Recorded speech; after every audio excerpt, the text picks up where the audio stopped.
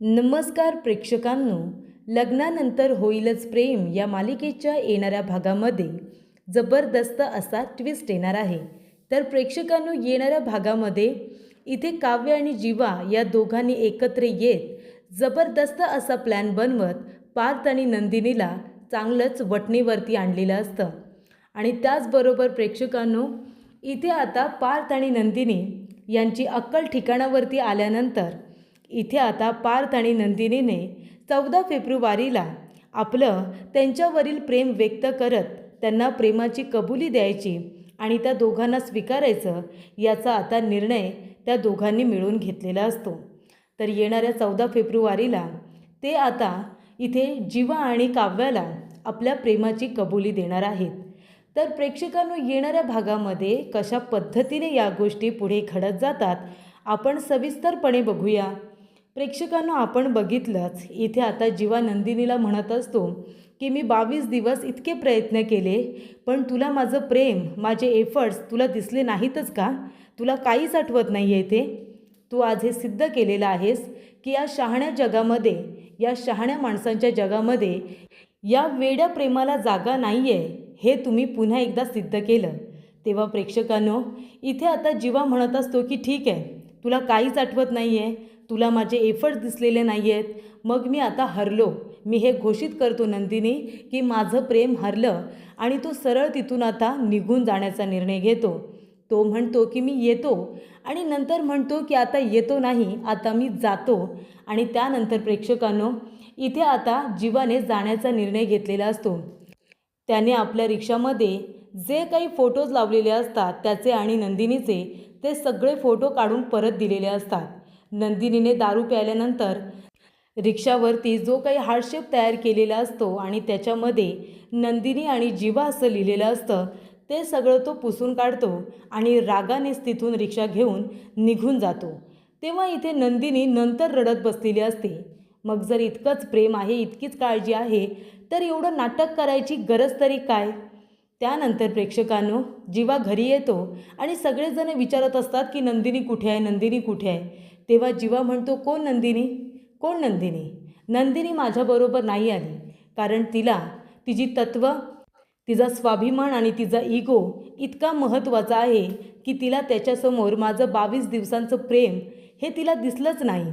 म्हणजे त्या लोकांना काळजी करायची आहे, मनातल्या मनात प्रेम करायचं आहे, पण आम्हाला होकार द्यायचा नाही आहे.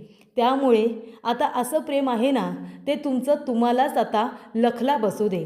तेव्हा इथे आता जीवा पार्थलासुद्धा चांगलं सुनावतो की तुम्हाला इथे आमचं प्रेम दिसत नाही आहे, आमची एक चूक दिसली, पण 99% जे आम्ही एफर्ट्स घेतो आहे ना तुम्हाला सॉरी म्हणायला, ते तुम्हाला दिसतच नाही आहेत. आमचं प्रेम तुम्ही तुमच्या इगोसमोर, तुमच्या ह्या सर्व गोष्टींसमोर पायदळी तुडवा, पण तरीसुद्धा आम्ही आमचे एफर्ट्स करतच राहायचे, त्याला काही अर्थ नाही. त्यामुळे आता सगळं इथं संपलं असं समजून जीवा आपल्या रूममध्ये निघून जातो. तेव्हा इथे काव्याला जीवाचं ते बोलणं आवडलेलंच असतं. कारण का? तर काव्याला ते समजत असतं ना, ती स्वतःसुद्धा ते सगळं सहनच करत असते, इतके एफर्ट्स घेत असते पार्थला समजवण्याचे.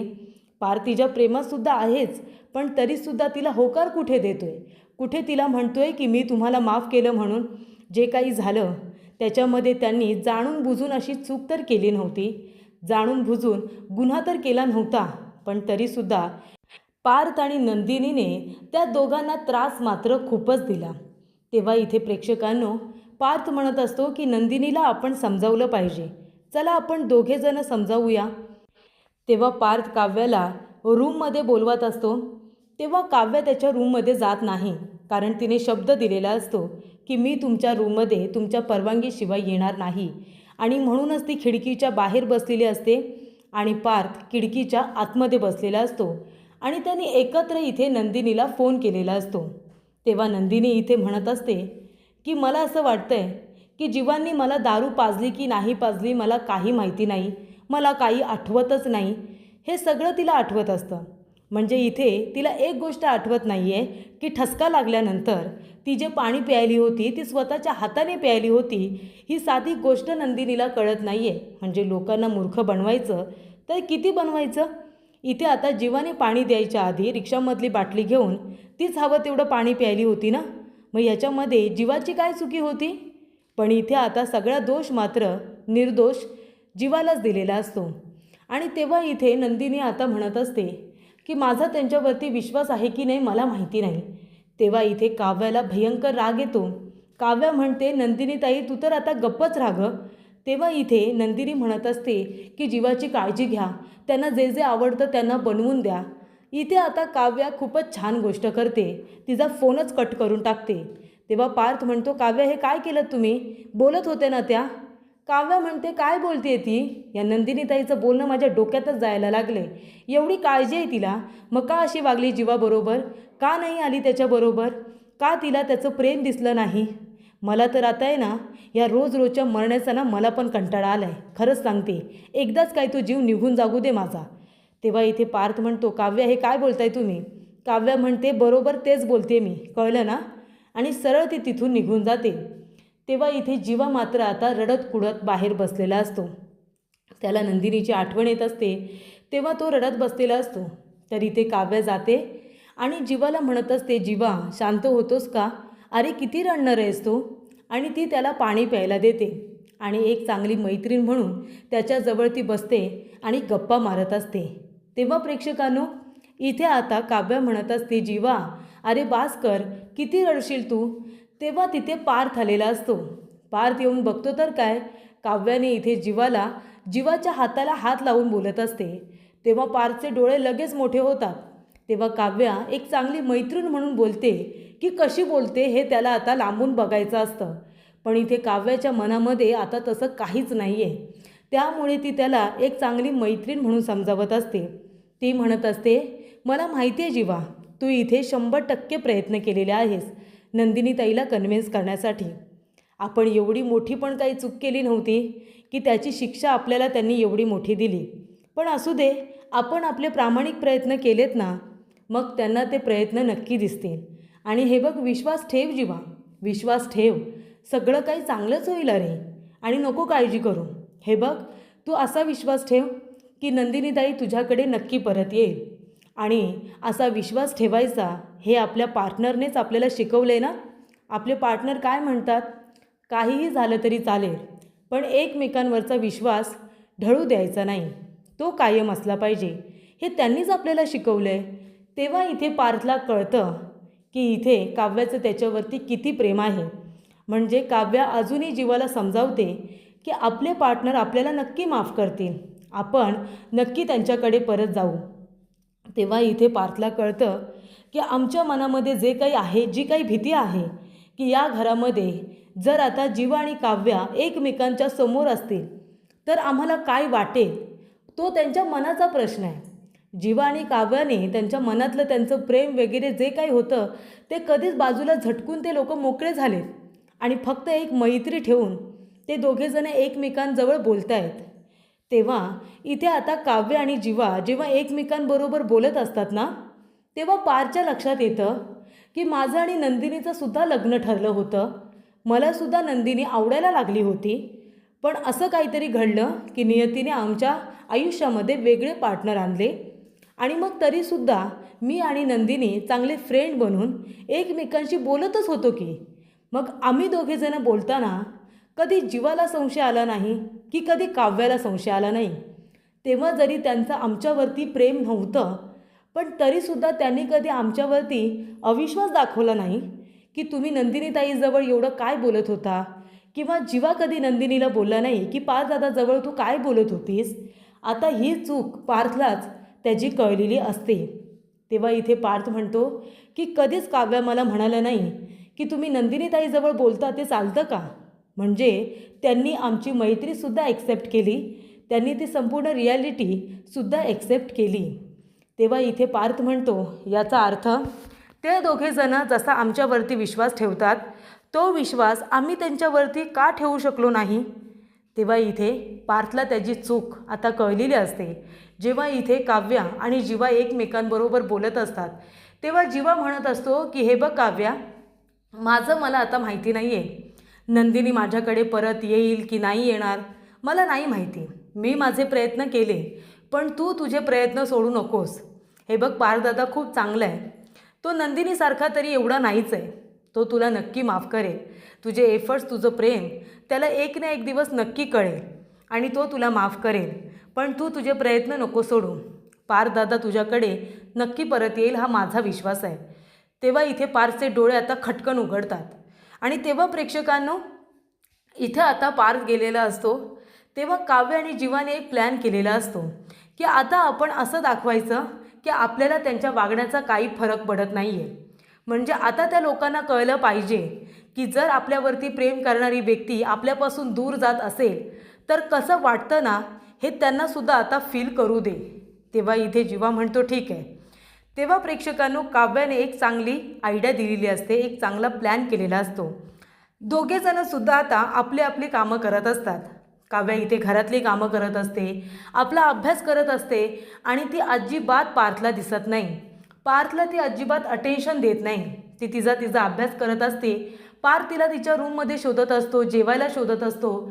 तो जेव्हा डायनिंग टेबलवरती येतो तेव्हा विचारतो की काव्या कुठे आहेत? काव्या जेवायला नाही आल्या का? तेव्हा मालिनी म्हणते काव्या मगाशीच जेवली. तिने अभ्यास करता करता ती जेवण घेऊन तिच्या रूममध्ये जेवायला गेली. त्यानंतर दुसऱ्या दिवशी जेव्हा ब्रेकफास्ट असतो तेव्हा काव्या येते. तेव्हा इथे पार्थ म्हणत असतो काव्या बसा ना, ब्रेकफास्ट करा. काव्या म्हणते नाही नको, मला अभ्यास आहे. आणि ती सरळ आता ब्रेकफास्ट घेते आणि रूममध्ये खायला जाते. म्हणजे इथे आता काव्याने सगळे प्रयत्न थांबवलेले असतात. तिला आता या गोष्टीची जाणीव करून द्यायची असते की एखाद्या माणसाला भरभरून प्रेम दिल्यानंतर जेव्हा आपण त्या व्यक्तीकडे लक्ष देत नाही किंवा त्याला इग्नोर करतो तेव्हा त्या व्यक्तीला कसं वाटतं ना, ते आता या लोकांना समजलं पाहिजे. जीवासुद्धा तेच करतो. इथे आता नंदिनीला जीवाची काळजी वाटत असते. कारण का प्रेक्षकांनो, तर इथे गुड्डूने आता तिला सांगितलेलं असतं की नंदिनी भाऊजी तू जे काही दारू वगैरे पियालीस ना ती जीवादादाची गलती नव्हती. त्या पाण्याच्या बाटलीमध्ये मी दारू मिक्स केली होती. जीवादादा तुला का दारू प्यायला देईल? त्याला तर माहितीसुद्धा नव्हतं की त्या बाटलीमध्ये दारू आहे ते. आणि त्याने तुला प्यायला दिली नव्हती तर तू स्वतःच्या हाताने ते पाणी प्यायली होतीस, ती दारू प्यायली होतीस. हे जीवादादाने मला सांगितलं. त्याची काही गलती नाही आहे. गलती ही तुमचीच आहे की तुम्ही त्या बाटलीचा वास घेतला असता तर जास्त बरं झालं असतं. ते तुम्ही स्वतःहूनच प्यायलात. तेव्हा इथे नंदिनीला स्वतःची चूक कळते आणि ती जीवाला सॉरी म्हणण्यासाठी फोनवर फोन करत असते. पण जीवा तिच्या एकासुद्धा फोनला उत्तर देत नाही, एकासुद्धा मेसेजला रिप्लाय करत नाही. ती फोन करत राहते. जीवा ते फोन कट करत राहतो. ते अजिबात बोलत नाही. त्यानंतर इथे पारच्या फोनवरती फोन करते, त्याला फोन द्यायला सांगते. पण तरीसुद्धा जीवा तिचं सॉरीसुद्धा ऐकत नाही आणि तिच्याशी बोलतसुद्धा नाही. तेव्हा इथे आता त्यांची चांगली जी काही अक्कड आहे ना ती दोघांनीसुद्धा लाईनीवरती आणलेली असते. आणि तेव्हा प्रेक्षकांनो इथे आता पार्थला कळतं की हे दोघेजणं आता खूपच जास्त दुखावलेले आहेत. न कळतपणे का होईना आमच्यामुळे यांना भयंकर त्रास झालेला आहे. आणि तेव्हा पार्थ म्हणतो की आता वेळ आली आहे या दोघांना त्यांच्यावरचं प्रेम सांगायची. आणि तेव्हा पार्थ नंदिनीला भेटायला जातो. नंदिनीला म्हणत असतो की काय झालं नंदिनी, तुम्ही जीवांबरोबर का आला नाहीत? जीवाचं प्रेम तुम्हाला कळलं नाही का? त्याने खरोखर दारू पाजली होती? नंदिनी म्हणते नाही, जीवाची काही चूक नव्हती. चूक तर खरी माझी होती, कारण मीच ते पाणी प्यायले होते पण माझ्या ते लक्षात आलं नव्हतं. तेव्हा इथे पार्थ म्हणत असतो पण एक गोष्ट मला कळली, जीवा खूप दुखावला होता. जेव्हा इथून गेला ना तेव्हा तो खूप दुखावला होता. एका मोमेंटला तो म्हणाला की बाद झालं, तुमच्यासमोर कितीही प्रयत्न केले, कितीही तुमच्यावरती जीव लावला तरीसुद्धा तुम्हाला ते दिसणार नाही. तुम्ही कधी ते प्रेम मान्यच करणार नाही. मग असलं प्रेम तुम्हालाच लखलाप, असं तो म्हणाला. आणि एक गोष्ट लक्षात ठेवा नंदिनी, जर प्रेम असेल ना तर ते लवकरात लवकर कबूल केलं पाहिजे. कारण जास्त ताणलं की तुटतं असं तुम्हीच म्हणता ना. तेव्हा मला आता त्या दोघांचं प्रेम दिसलं आहे. ते दोघंजणं आपल्यावरती खरंच खूप प्रेम करतात आणि त्या दोघांमध्ये एक छान आता मैत्री झाली. ते दोघेजणं एकमेकांना समजवत आहेत. ते म्हणत आहेत की आपण आपल्या पार्टनरवरती विश्वास ठेवला पाहिजे, आपण एकमेकांवरती विश्वास ठेवला पाहिजे, कारण आपल्या पार्टनरनेच आपल्याला हे शिकवलं आहे. त्या दोघांचं खरोखर आपल्यावरती प्रेम आहे. ते प्रेमात पडलेत आपले प्रयत्न त्यांच्याबरोबर पोचले होते, तसेच आता त्यांचे प्रयत्न आपल्यापर्यंत पोचलेत. हे त्यांना आपण लवकरात लवकर सांगितलं पाहिजे. काव्यासुद्धा आता दुखावल्या गेल्यात. त्यांना असं वाटतं आहे की मी इतके प्रयत्न करूनसुद्धा मला काही फरक पडत नाही आहे, पण मला फरक पडतो आहे.